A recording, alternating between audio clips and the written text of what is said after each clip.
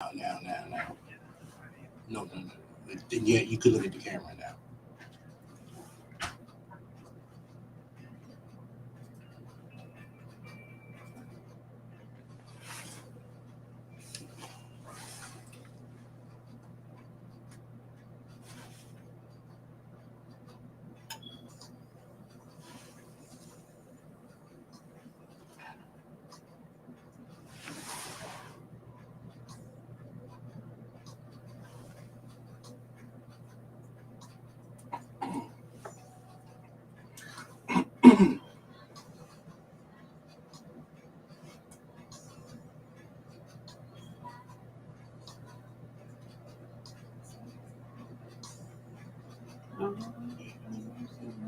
Pull up on Facebook. Pull up on Facebook. Shh. That is Facebook.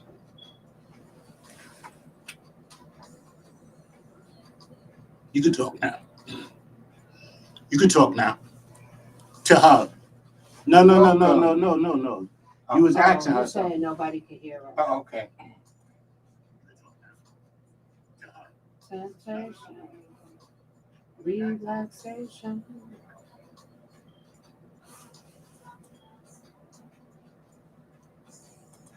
Your background, it could be funny. Sometimes you always have to say, dream.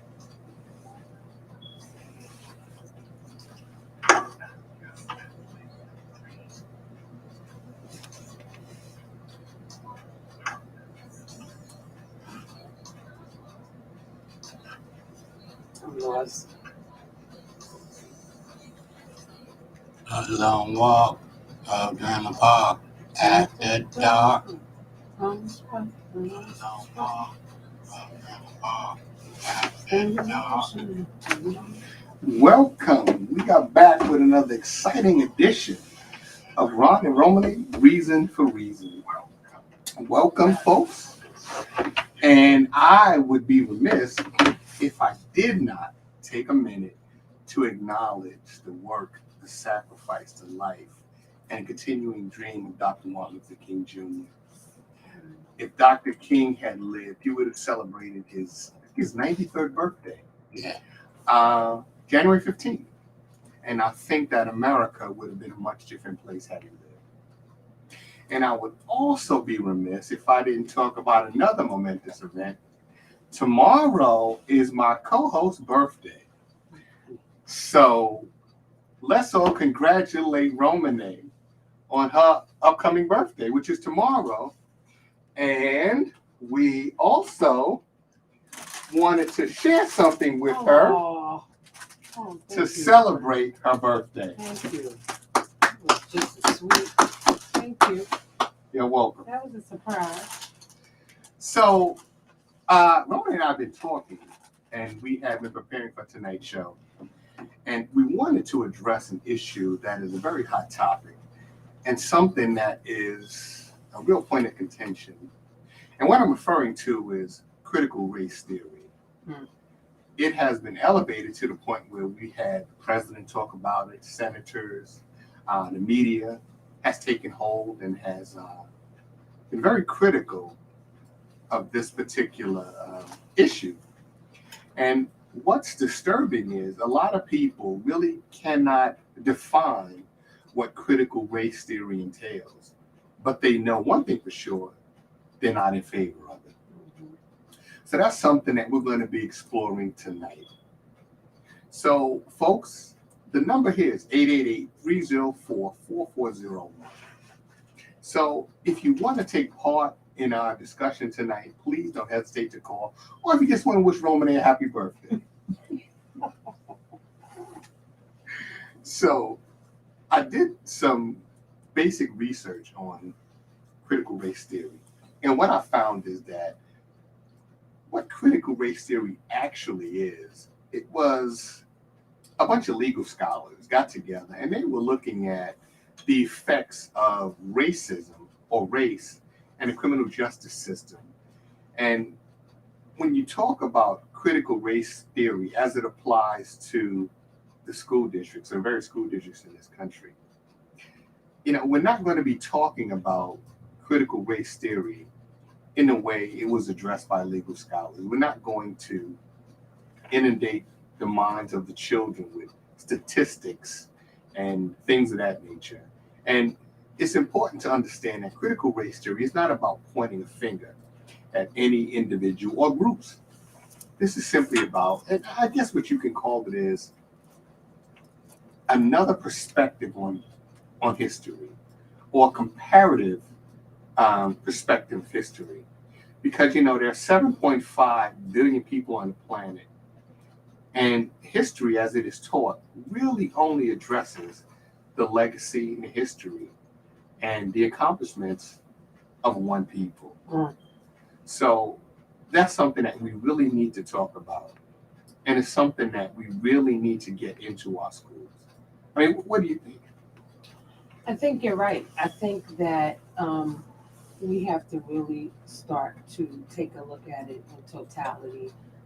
It's been a practice where they want to discredit any theory that kind of identifies and points in the direction of saying that this is a racist system that we live under. So I thought about what would be the best way for us to define what we'll look at, and I think it's just the unequal distribution of power and wealth.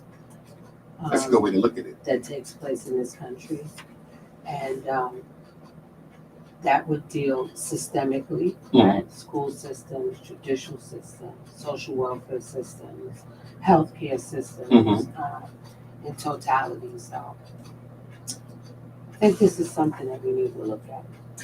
Yeah, and I was having a discussion before coming in, and there are so many aspects of history that have been basically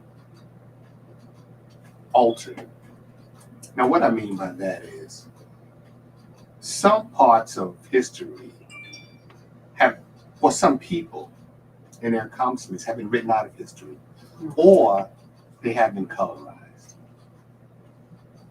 And I think in this country, there is a willful ignorance. People don't want to know. We live for some people, they live in a comfort zone. And that comfort zone is that the historical perspective that we have been taught throughout our lives, throughout the school system, the best school system in this country, has created a system that we will call white supremacy. That's been called white supremacy. And people are comfortable in that. They don't want another argument or a different argument to challenge that. Now, these are the people. Now, when we talk about critical race theory, we're not talking about racist or identifying racist people. That's not what this is about. A lot of people who may be against having this taught in schools are not necessarily people that you would define as being racist. These are people who just believe in the system, believe that the system is fair, believe that the system is equitable, believe that what they've been taught all of their lives or throughout their lives is true. And to say that that will be challenged is difficult for some people to understand. Yet, it's happening. We no longer refer to the Washington football team as the Redskins. That much has changed. We saw the movement that developed after the death of George Floyd. It went worldwide. So things in this country are changing. I think that some people may become or may be uncomfortable with the changes. I think that's one of the big reasons why people are rejecting this. People are uncomfortable with the changes because in order for racism to be dismantled, people have to acknowledge unearned advantage, right? Nobody wants to relinquish that. You have to acknowledge it. You have to relinquish it. And I saw an interview. Sister Soldier had an interview, and she said, "I want you, the white young person, to go home and tell your white parent that this is racist, that this system is racist and is built on racism, And when we do that, when I see you do that, then I'll know that you're for the same cause I'm for, Mhm. right? But how many people are going to do that? Because you have to relinquish your advantage. Well, you know what? I think that this is an advantage that is diminishing incrementally. When you turn on ABC, which is one of the legacy broadcasting companies in this country, and you see the story of Emmett Till Mm. being told in, I know it's up to 3 parts this Thursday, 3-part documentary that talks about the brutal beating and assassination and murder of this young man. You see it on ABC. That tells you that there is a change that this country's undergoing, and a lot of people fear change. You know, I had when I worked for EMS, I had a supervisor tell me after Mayor Dinkins was elected, he said, "Well, the black people are taking over," and that was a very real fear he had, that if you had black people in certain positions, it would diminish or negate the power that Caucasian people had in this country. And nothing could be further from the truth. No matter what positions we attain or elected to, we're still operating within the same system. And this system has been inherently prejudicial to certain groups, has been exclusive, or rather excluded certain groups historically. So we're still operating within that frame, and we're not changing the system. And God knows the system needs to be changed. I agree. It has to, because every year or every 2 years when we go to the polls, we think that there's going to be change. We are geared to think that if we go and we vote and we remove this particular party, this particular individual, that things will change. And fundamentally, things remain the same year in and year out. Well, wouldn't you agree that that would be a fallacy to think that the removal of one politician is going to change a system that's been built on racial injustices? And again, like I said, let's not even just say racial injustices, just an unequal distribution of wealth and power, right? We can't do that by removing one person. Absolutely, you can. And now, we talk about diversity and inclusion. These are things that are being taught now in schools. So if you're teaching that already, you should be able to incorporate at least portions of what is called critical race theory into that curriculum. Because there are so many things about people of color that have never come out, and for some reason, and we know the reasons why. If certain people had their way, it would never come out. I believe it was Count de Volney who said that he did some travels in Africa, and he saw that, of course, contrary to what people had written about Africa, there were a number of highly advanced civilizations. And he said, how is it that this man that is now our servant once built these magnificent structures in these cities? I think Malcolm X said it best. We didn't land on Plymouth Rock. Plymouth Rock landed on us. So, for a long time, we have been out of our collective minds. And now I think that we're beginning to wake up. I think that there are changes within us spiritually, mentally, psychologically. And you see that manifest in so many different ways. And I think that critical race theory being introduced to the schools would be a step toward ending not just white supremacy, but opening up people's minds to the possibility that there were other people on this planet who have contributed greatly to society, to the development of,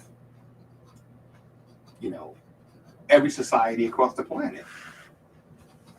Well, Ron, years ago, my oldest son is 34. Years ago, I think he was 16, 15 to 16, maybe he was about 16. I started a program in the school district here called Parents Embracing Diversity. Mm-hmm.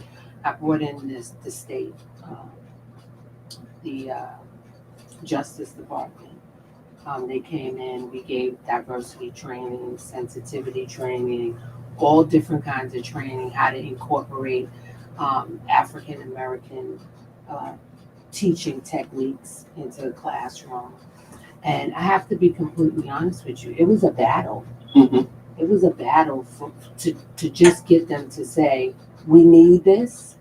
The demographic was shifting tremendously in Pocono. Mm-hmm. Right?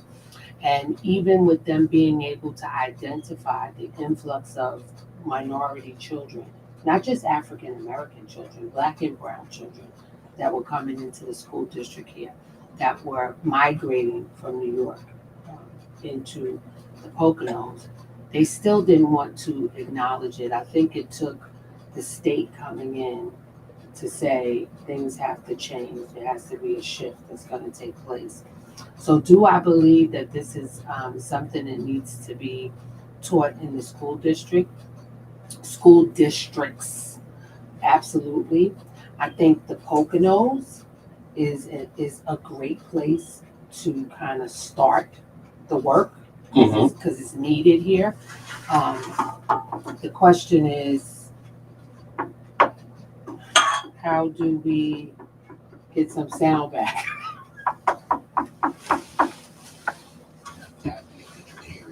We don't have sound. Oh, yeah.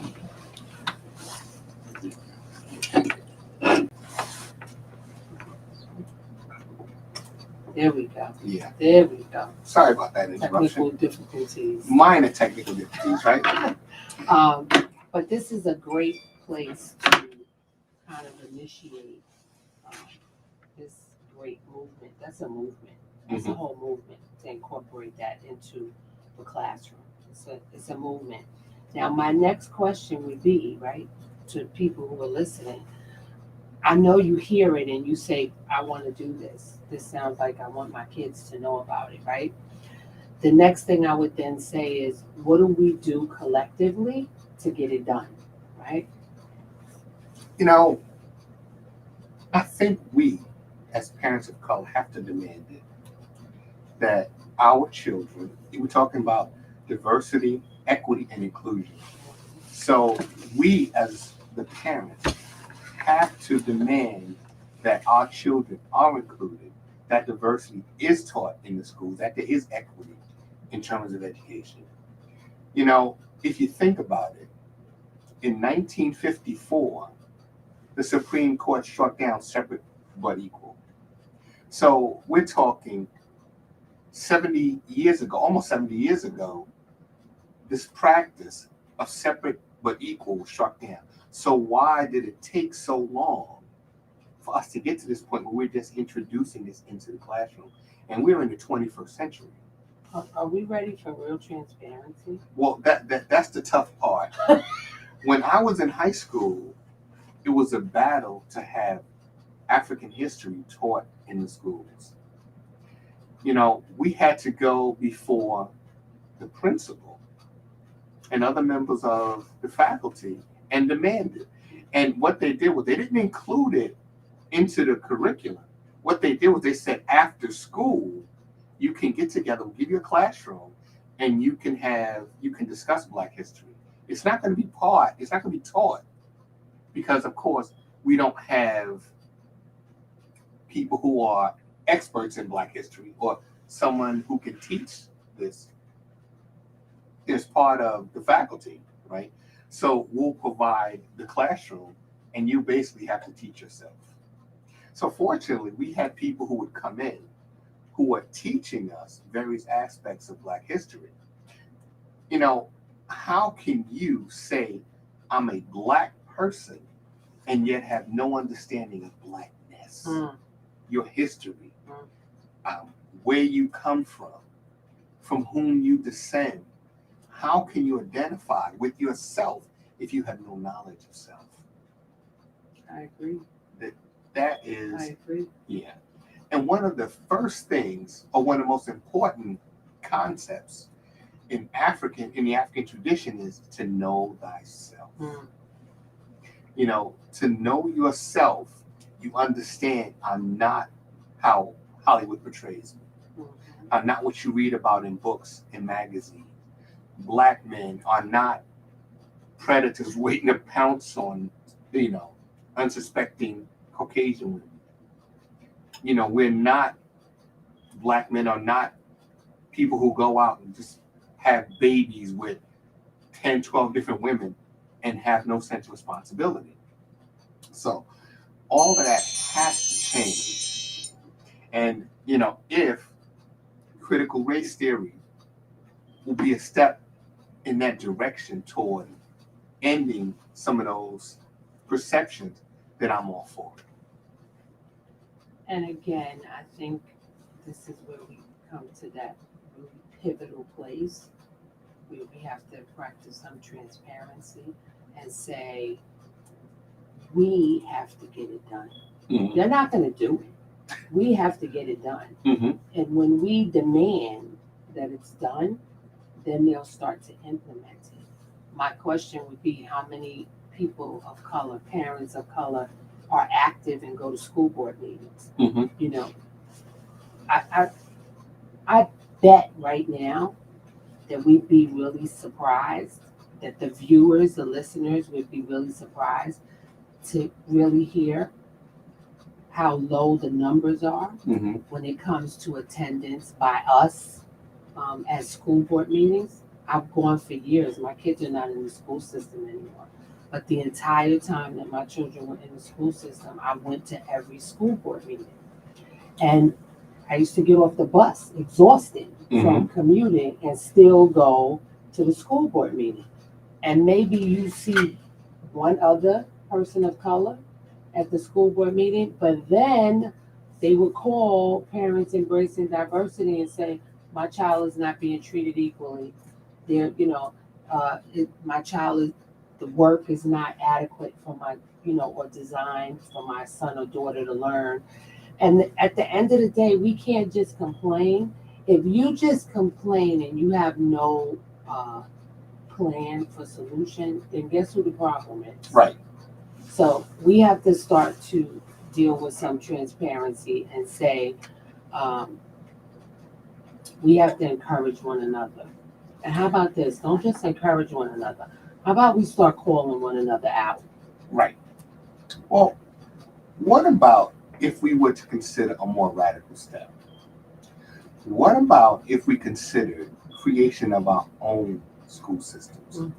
Mm. In this country, you have, and it's second nature to us, but in this country, you have the various Catholic archdioceses that have established schools.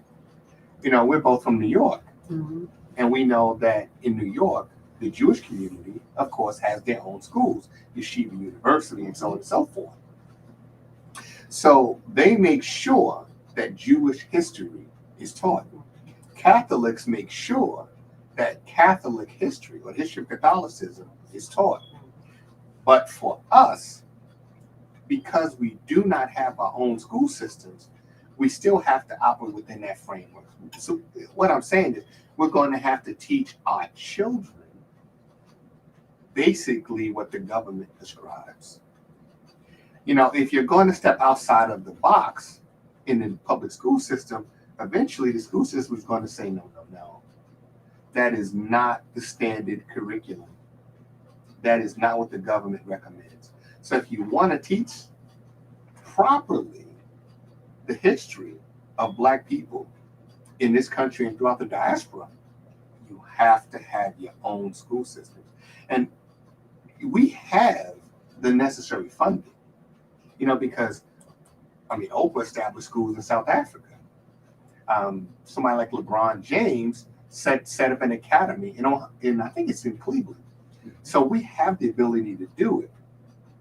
We just need to support those various programs that are set up to teach and educate, not just teach, but educate students of color. Educate students of color and assure that we get people that are really qualified to teach our children. Because Yes. history has shown that in many of the programs that we start and we run, they're not faring adequately in mandated testing and things like that. And that we have to agree that has to be unacceptable. Mm-hmm. So though we're going to have our own school system, our children still need to leave school being able to read and write.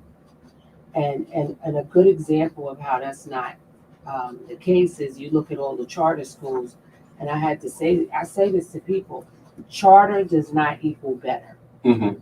A lot of times charter is not on par, Mm-hmm. right? Because they don't pay as much, so they don't get the teachers that the Board of Education or the Department of Education would get, because they're not paying what the department is paying. Mm-hmm. So they get teachers right out of school who have no experience, right? And how about this? I've seen a couple teachers that out of New York City that will let remain nameless that can't write a complete sentence. So, and they're in the classroom with our children. So again, we just get to this place where we have to start to be accountable. We have to start to be transparent. We have to start to raise the bar, right? We have to start out. I spoke to my son. Mm-hmm. You know, my son was a teacher for 10 years. Sure. So now he's an administrator. But I would love for him to, I know tonight he's at a show, but I would love for him to call in maybe next week and talk to us and tell us how really some of the charters, because they have lots of charters in Philly that are designed and built on an African culture. Mm-hmm. I like to know how they fare as far as the students go with testing. You know, growing up in Brooklyn, there was a school my best friend went to. It was called Sasa. And in that school, of course, this is an Afrocentric school. When he left Sasa, I think he was 12 or 13, he could do trigonometry already. That was a good school. Absolutely. The idea is, and what I was told by some of the teachers at Sasa is that the way math is presented to Black students, it is out of sequence. Mm-hmm. So because it's taught out of sequence, we have difficulty grasping the concept as it is presented to us. If you teach it in sequence, of course, Black students can excel. I mean, we see examples of that almost every day. But yes, these schools turned out some brilliant students. We think that in this country, you have to be part of the mainstream system in order to excel, and that's not the case. In fact, now, I guess in the past maybe 30, 40 years, the number of foreign students coming here to matriculate is in a state of decline, simply because America's educational system has been in a state of decline. And, when George W. Bush was president, he came out with No Child Left Behind, which seemed to leave all the kids behind because you were demanding more from the teachers, but there was less in terms of resources put into the classroom. And, years ago, we talked about, I guess, the intellectual divide, which is created by the fact that some of the poorer school districts have less in terms of resources, less computers, updated textbooks, things of that nature. But I think, and maybe you can talk to your son and find out, is this gap widening or is it getting narrower? Because across the board in this country, less and less funding is going into education. And if you think about it, the quality of education, even in some of the so-called good school districts, is in decline. You have students graduating from high school who cannot sign their name, who have never been taught to write cursive, and a list of a whole host of subjects that we learned in school, they will never learn. Perhaps in college, but they will not learn it from the public school system. Now, would you agree though? I think the school that your friend went to is probably an anomaly, right? Because there are not enough of them. Right. But there are plenty of schools who say it's for us, Mhm. by us, Mhm. but they're not producing that level of student. So the public schools are not producing the level of student that you just mentioned. Mhm. The charter schools are not producing that level of student that you just mentioned. So I would just have to say, again, it brings us full circle to when do we start to be transparent and start to hold one another accountable? Because if we have African American teachers in the classroom, do African American teachers grow so frustrated that they just throw their hands up because they have parents who don't cooperate? Mhm. And I mean, if you talk to teachers of color, a lot of the teachers of color are saying that, you know, our parents are not so easy, Mhm. that they're not so cooperative, that they don't want to acknowledge if there's a problem. They don't. I said to my son, what happens when a child is assessed for an IEP? Mhm.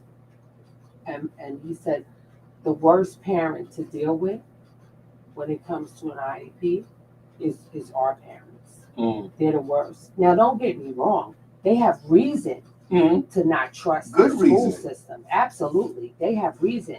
But if you come into a school building and the teacher is African American and the administrators are African American and the school psychologists and the social workers are people of color, everybody's black or brown, Mhm. right? And they say, we think your child may need to be tested. We'd like to test your child.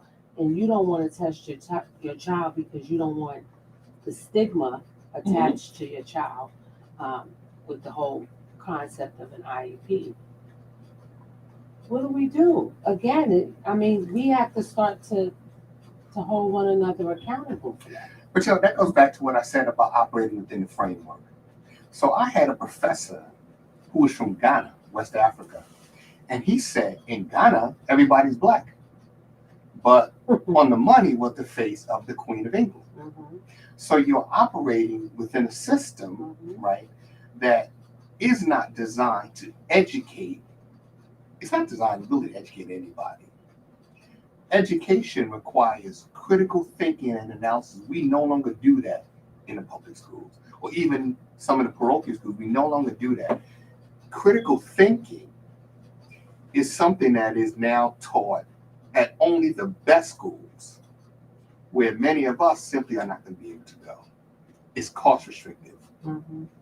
So even though everybody is black, you know, a school district in Philadelphia might have black administrators, black principal, on down the line, Mhm. but the curriculum that is handed to you, that you have to work within that framework, is going to tell you Columbus discovered America. It's not going to tell you about the history of black people before the transatlantic slave trade. It's not going to talk about the great civilizations of Africa. It's not going to talk about achievement of people of color. It's going to still work within that framework of white supremacy. And that's why, you know, the Catholics set up their schools. That's why Jewish people set up their schools, so that they are assured that when a young boy leaves a yeshiva, he understands Jewish law, understands Jewish history, Mhm. understands the history of Israel as a state. For a young Catholic school child who's graduating from parochial school, understands Catholic history, has already performed the sacrament, and so many other these rituals that are part of the Catholic faith. Whereas us, we go to school, we graduate, black skin, but we've never been taught anything about ourselves. So we can recite European history, but how much do we know about African history, the history of our people? And it puts us at a major disadvantage. It puts us at a disadvantage, and a lot of people are going to be angry with me because I'm going to say this. So go ahead and say it. But I'm always the one that, like, ruffle the feathers a little bit. Here's what I firmly believe. The children at the school that you talked about in Brooklyn, Mhm. those children were in that school because the parents Mhm. wanted their children to be in a school that provided that level of education, Absolutely. and a school that provided some classroom teaching on culture, Mhm. on our culture. Here's where people are going to get angry. But you could have the best school in the world that's for us, by us. And if we don't start to take an active role as parents, it's not going to matter what school your kid goes That's to. true. So we have to first start with the parents. We have to first start with that real uncomfortable place of transparency, that real uncomfortable place of accountability, that real uncomfortable place of saying, maybe we need to get you a little training, right? Maybe we need to get you a little classroom lesson Mhm. on why your children need this, on why you need to be active, right? In trying to make sure that we're not teaching in school, and then when your kid comes home, no one's reinforcing what we're teaching. I think what you're saying is that people of color also need to know about critical race theory, Yes. because there is so much we don't know. Mhm. And, we can't say that we're going to introduce this to the classroom if we're not well versed in it. Mhm. So for a lot of people, not going up or showing up at school board meetings, and for a host of a variety of reasons, people are not supporting their students or their children's, I guess, academic endeavors. Mhm. Here in this area, Poconos, the vast majority of us, people of color, probably commuting Mhm. to New York and New Jersey. By the time you get off March Trailways, there is no way you want to go and sit at a school board meeting. Should we be doing it? Absolutely. Because your child's future is at stake. So absolutely you should do it. But I think it is important that we first examine critical race theory, understand how it applies to us, and then take it into the classroom. But we have to know it first. We have to know who we are. Do you remember a few weeks back we talked about how, for lack of a better term, how we needed like town halls. Right? Sure. We need these meetings where we come together and we reason, right? Even the Bible says, let us reason together, Mhm. right? So we have to come together and we have to help to educate one another, right? Mm-hmm. And Absolutely. again, hold one another accountable. Like, I'm not going to say, oh, you were on March Trailways and you worked all day in New York, and now when you get off the bus, you're tired. So was I. Mhm. So was I. But guess what? I wanted to know what was going on with my two black sons Mhm. in this school district. I wanted to know what was going on. And then when I saw that things weren't going the way I particularly thought they should have been going, then I said, you know what? I guess I have to be the person to kind of, again, ruffle the feathers. Mhm. So let me sit down and let me create this program. Let me reach out to the state. Let me reach out to the Justice Department. Let me see how I can stir things up a little bit so that at least they know people are watching. Mhm. But if we don't go to school board meetings, how about this? They don't even go to parent-teacher conferences. Right. So if you don't go to parent-teacher conferences, and guess what? I love my people. Mhm. I Right. love us, right? But I love us enough to be honest and say that we need to do better. And you're right. Which brings up an interesting subject, or interesting question, rather. Right now, for people of color, black and brown people, how many of us are encouraging our sons and daughters to go to HBCUs? Ah. See that, we think of it in terms of the name game. You got to go to Harvard, you got to go to Yale. You don't want to go to Harvard, you don't want to go to Howard, you don't want to go to Meharry or some of these other historically black colleges. It wasn't until, I guess, within the last couple of months, Deion Sanders is now the head coach of Jackson State University, HBCU. He is now recruiting some of the best college athletes in this country to go to HBCUs. That will change. That's a game changer, because what that does now that you are taking some of these top recruits and bringing them to historically black colleges, now people have to pay attention. That brings in money in terms of donors, in terms of the alumni. If only now we can get some of the coverage, TV coverage, that some of these larger colleges and universities get, that is a game changer for HBCU. And most of us, black parents, really don't consider sending our children to HBCUs. I have an opinion on that too. I have two sons, both are college graduates. My oldest son has 2 master's degrees from an HBCU. Excellent.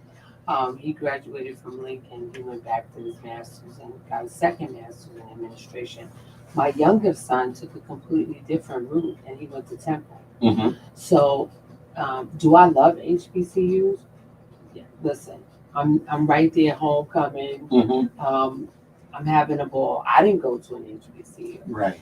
But what I want to see from my children, and this is kind of what I fostered, is I want you to go wherever it is that you want to go, as long as you're productive. So if you think that you're going to be productive at an HBCU, I want you to be at an HBCU. If you feel like you're going to be productive at Harvard, I want you to go to Harvard.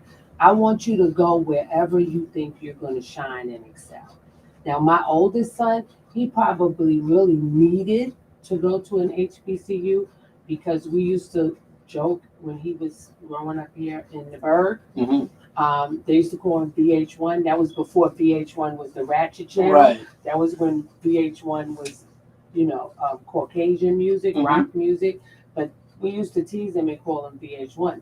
So he probably needed the HBCU experience, because he needed to know, hello, you grew up in East Stroudsburg, but you're deaf and you're light, but you're definitely a black man, right?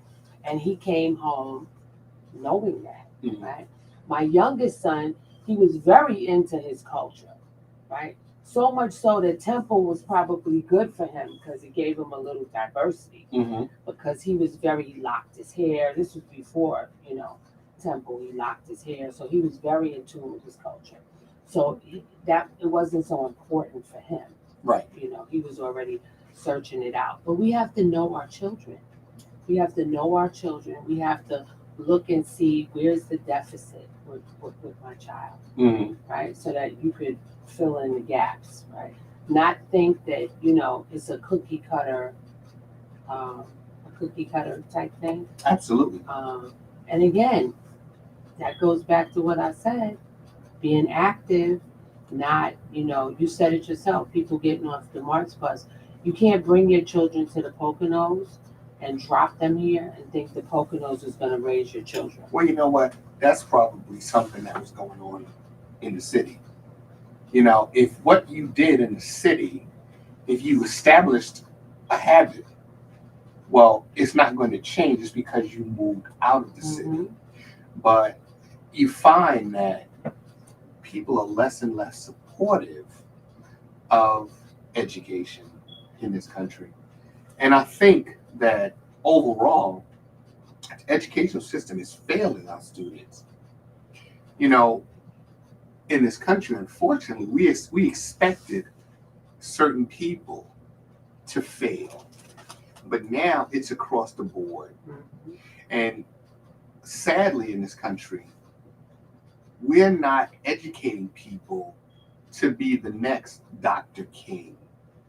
We're not educating people to go out and take these STEM courses that they can be the next engineer. That's right. Unfortunately, what's happening now is a global economy. So our students in this country, you're not just competing against the poor communities. You're competing against Japanese students, Chinese students, some of these emerging economies in Africa, where these students are serious about education, where they're studying 12 months out of the year. We can barely get our students staying for 9 months. That's right. It's a struggle.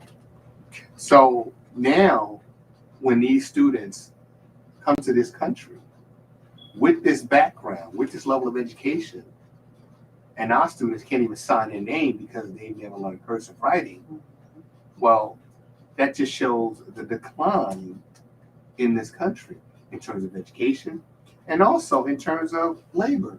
Because when you're graduating from high school, what have you been trained to do? You know, years ago in New York, if you were a high school graduate, you could do almost anything, be a cop, fireman. You know, those blue-collar jobs was wide open to you. Now, they want you to have 60 credits, some 80 credits, some a bachelor's degree. So if you decide college isn't for you, or you don't think you have the wherewithal to go to college, what do? We're training people to be the next person flip burgers at McDonald's or work in a supermarket. And how about this? This educational system that you're talking about is giving our children, that's why we have to know what's going on. They are giving our children assessments and telling them which area they should be going into when they leave school.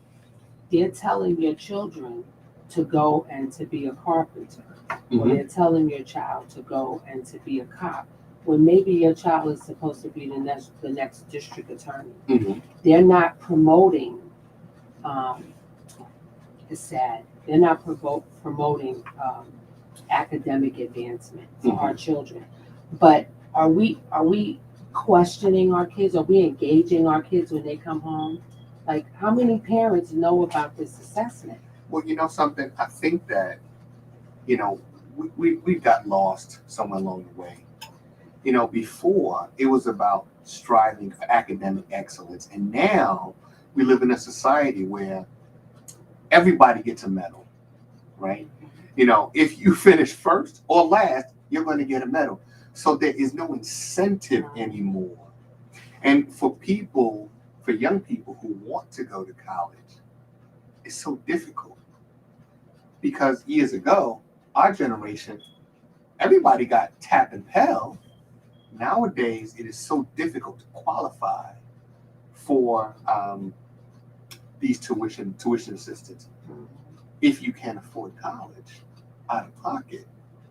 And then when you go to college, if you have to take out loans, you're leaving the various colleges and universities with 6 figures in debt to start with.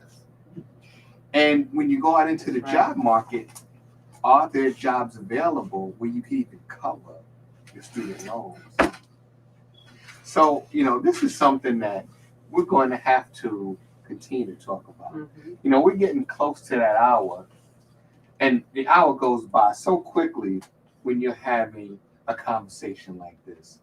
And this is something that, you know, maybe next week we can continue this, and maybe we can get Chris to call, right, and give us some insight into what's going on in the schools, what's happening with the teachers, what's happening with the administrators, and also, I guess most importantly, what's happening with the parents. And I think one thing I'm curious about is funding, right? Each year, is funding increasing, or is education being slashed, the budget being slashed year after year, yet demanding more and more? The budget is being slashed. My son's last year in the classroom, my son and I painted the classroom. Wow. We went into the school in Philadelphia, and the classroom was atrocious. And we went in and we painted the classroom. We brought the paint. We brought every ornament for the wall. We bought things for the windows, learning tools. We bought the whole thing. And I went in and helped my son, which was a sight. Right. But we went in and we painted the ceiling. So that's an example of what's going on in the school system. And an example of this country's commitment to education. Yes, no, but in our neighborhoods. Right. Because that's a school in Philadelphia, but then you go to the outskirts of Philadelphia where it's predominantly white neighborhoods. And not only is the school building impeccable, they have security, high-tech security systems to get into the school, and the schools in Philly have none of it. So separate yet equal, even though it was struck down by the Supreme Court, it's still very much in play. Absolutely. Well, we're going to continue this conversation next week because there's so many aspects that we haven't touched on, and there's so much information that we need to share. We need to get this information out there, and we need to somehow get this critical race theory into the school systems of America, because our story's never been told, at least not by us. And it's time we tell our story. So for myself and Romanay, it has been another exciting hour, and we hope to see you again next week, right here on Ron and Romanay, Reason for Reason. Bye. Time to celebrate. We finished early, right? Yeah. 4 minutes early. Is that okay when we do that? 4 minutes. Yeah, because we got to get the other people in anyway. Yeah. Okay. So,